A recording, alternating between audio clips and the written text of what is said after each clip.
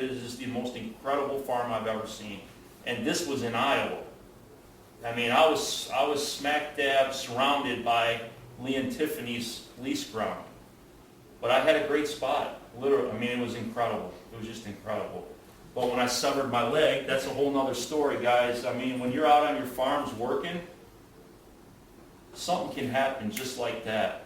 And I would always suggest, if you're going to work, especially with saws or anything, always have another person if you can help it. Because I was down there by myself, my phone didn't work, I severed my leg, and I ended up laying in the field for 5.5 hours with my leg dangling by the calf muscle. I should be dead. If it wasn't one of my best friends, he's an outfitter there in Iowa, and him and his girlfriend are the one that found me. I got very, very lucky, very lucky. They life flighted me to the University of Iowa, they reattached my leg, and they ended up cutting out my back muscle, and that's what covers up my leg right now. I mean, it doesn't look pretty, but I'm walking, so I'm happy. But I really shouldn't be here. I got so lucky, it's unbelievable. And what happened was I had a tree fall across one of my trails from a storm, and it got caught up in a tree on this side. And I thought it was an omen because I'm not even kidding you guys. It happened on a Friday. Was it a Friday? But Michigan was playing Iowa in football that week in Iowa, and I kept rubbing it into all my friends out there that they were about to get their asses kicked. And then literally Iowa won that football game. I was so stunned, but I was in the hospital bed watching it.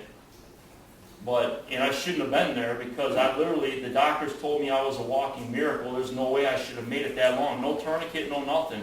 I spent the first hour trying to get the dozer running, leaning up against the side of it with my leg severed.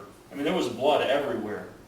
And when my buddy found me, he went back to get the dozer out the next day with a mechanic, and he said that from where the accident happened all the way to where I crawled, he said blood was sprayed everywhere, up the trees. He said it was just unreal.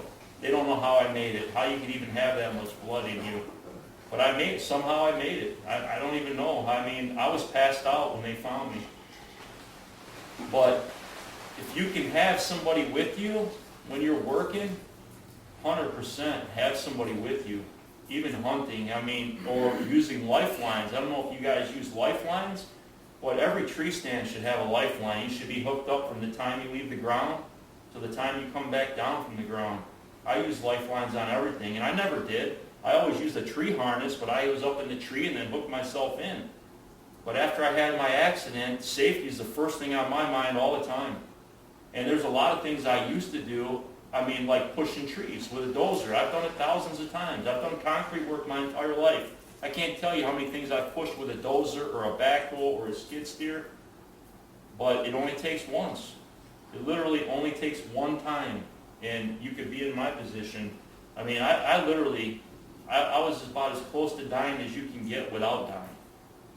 So I can't even stress enough having help. Everybody here's got friends. It's just, you do not want to be caught in that position. And my phone didn't work either because I was way down in the bottom.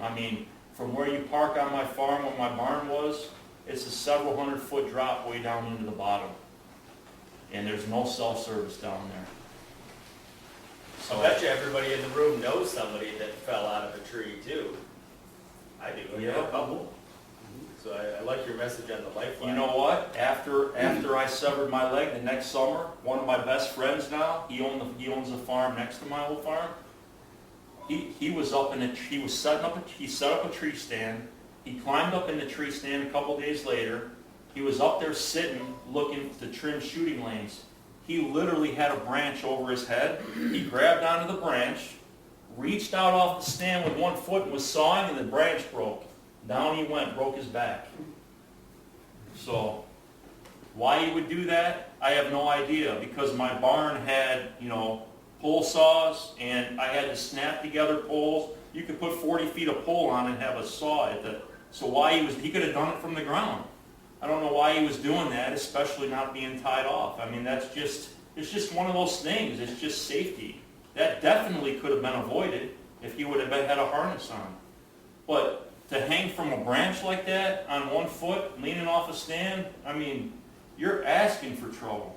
I don't know why he did that. But now he's in a bad shape because he broke his back.